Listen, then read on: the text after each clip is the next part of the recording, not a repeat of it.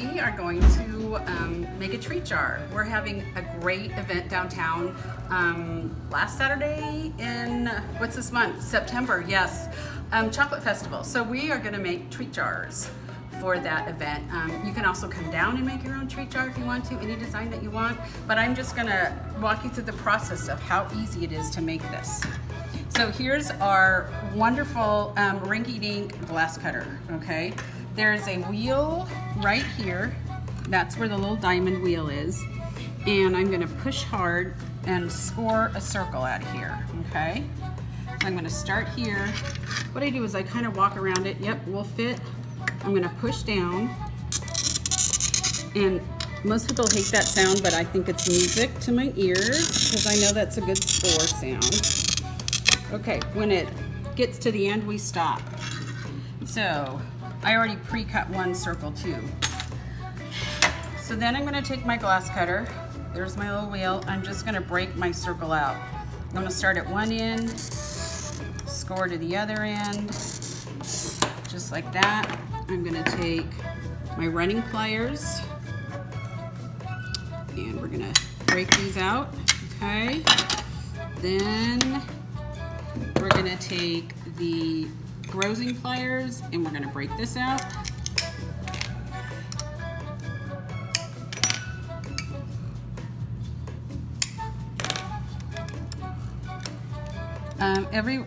I always tell people this is the way I do it. There are many ways to do this. So if you're watching this and you're like, well, that's not the way I learned, it probably isn't, but this is the way I do it. Now, I would take this to the grinder in the back, but we already have some that are already ground right here. All the grinder does is just smooth those edges out just a little bit, okay? So here's one right here. We always double anything that's utilitarian so that it's stronger, okay? So this, the clear is gonna go on the back. I'll do my design on the top, we'll fire it. Then when we're done, we're gonna epoxy it on top of the jar right here, okay? Today, we're gonna do a sunflower design on here. We already have the petals pre-cut just to save time. And usually, we find things that will make a good circle. So I'm gonna put it here. We use Sharpies all the time in here. The Sharpies will burn off in the Kymm, so I don't have to worry about erasing it. I know like people are like, really Kymm, I can't see that, but I do this all the time so I can. I use just regular Elmer's glue. Now everyone uses different stuff for this, okay? So usually I'll kind of put my petals around and they can hang off just a tad because they'll kind of bend over and smooth out.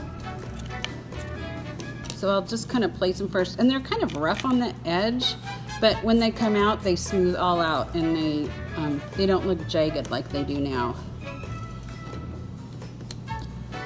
So let's see, I might scoot one more petal and that's why I kind of lay them out first here. And we'll do a little narrow one. Okay, so then I'm just gonna take my glue. We just need a drop. We just wanna hold it in place. And I didn't glue the circle to the clear, so that's why it's moving.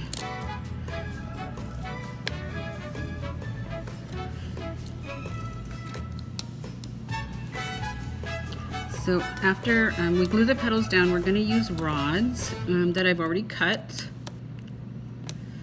And we're gonna make the center with rods and frit.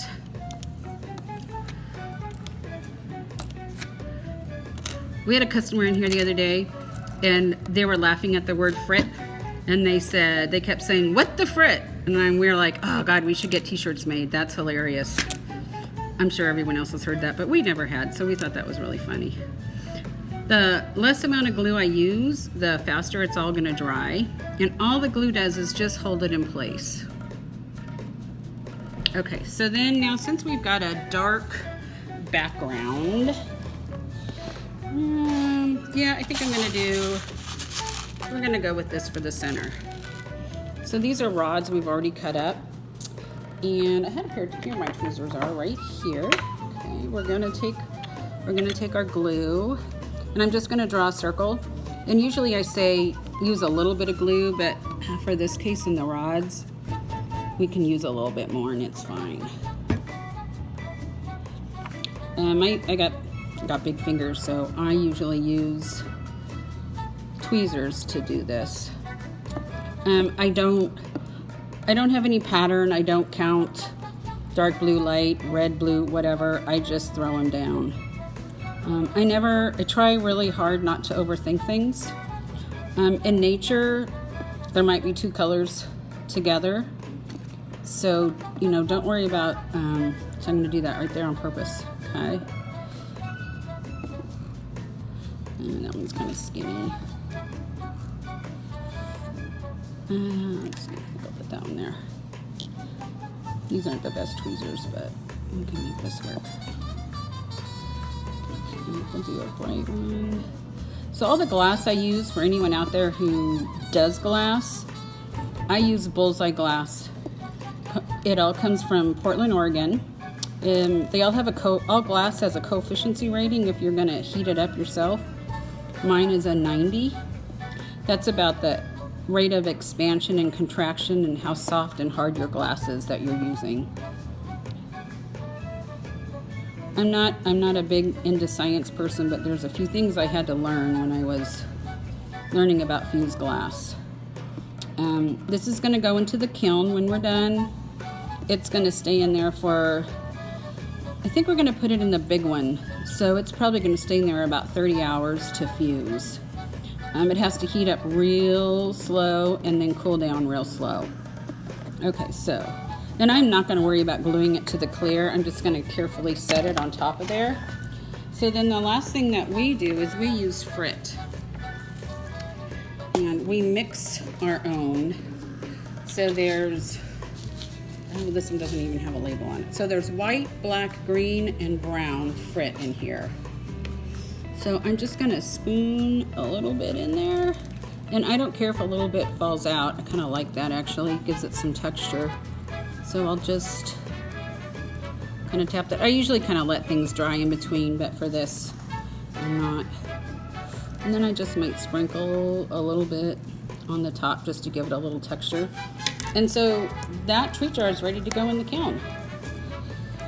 So after it's fired, we will show you guys the end result and how we glue it onto the jar. So thank you guys so much, and we hope to see you on the chocolate walk, or chocolate, what's it called? Chocolate walk, chocolate, something. Anyways, downtown Topeka. Thanks.